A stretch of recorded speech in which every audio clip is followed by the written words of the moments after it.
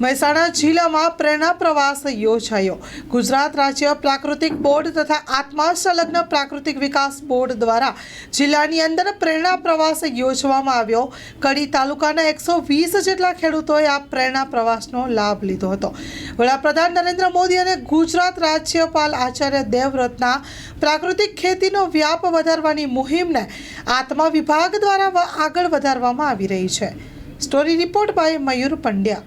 નમસ્કાર ખેડૂત મિત્રો, આજે ગુજરાત સરકાર દ્વારા આત્મા પ્રોજેક્ટ અંતર્ગત પ્રાકૃતિક વિકાસ બોર્ડ સાથે સંલગ્ન થઈ અને ગુજરાતમાં દિવસે ને દિવસે પ્રાકૃતિક ખેતીનો વ્યાપ વધે એ અંતર્ગત ગુજરાત સરકાર દ્વારા પ્રાકૃતિક વિકાસ બોર્ડ સાથે કામગીરી ચાલુ છે, જેની અંદર આજે રોજ કડી તાલુકાના 120 જેટલા ખેડૂત મિત્રોને, ભાઈઓ તથા બહેનોને વિસનગર તાલુકાના કાંસા ગામની અંદર મુલાકાતે લઈ આવ્યા છે, જેની અંદર એમનો વાવેતરમાં દિવેલા છે, કપાસ છે, શાકભાજી છે, ઘઉં છે, ખૂબ જ સુંદર ગાય આધારિત ખેતી કરી રહ્યા છે।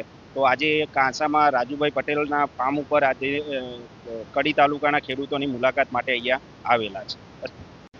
મારું નામ પટેલ વિજયકુમાર અજીતભાઈ છે, ગામ ખાવત, તાલુકો કડી, જિલ્લો મહેસાણા। અહીંયા અમે કાંસા ફાર્મની મુલાકાતે આવ્યા છીએ। આત્મા પ્રોજેક્ટ દ્વારા અમને અહીંયા આયોજન કરવામાં આવે છે। કડી તાલુકાના ખાવડ ગામનો ફાર્મર ફ્રેન્ડ છું, ખેડૂત મિત્ર છું।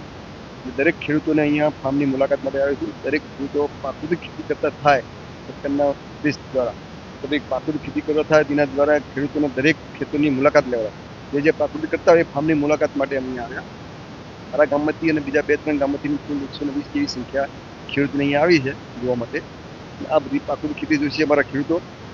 આ ફાર્મની અંદર અમે કપાસ જોયો, પ્રાકૃતિક દિવેલા જોયા અને શાકભાજી જોઈ, અને અહીંયા ટોટલી ગાય આધારિત પ્રાકૃતિક ખેતી કરેલી છે।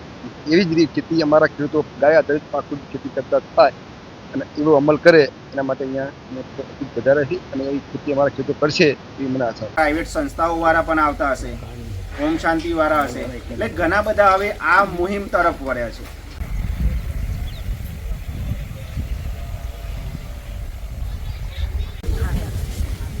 અલગ અલગ ગામમાંથી આપણે બધા પધાર્યા છે।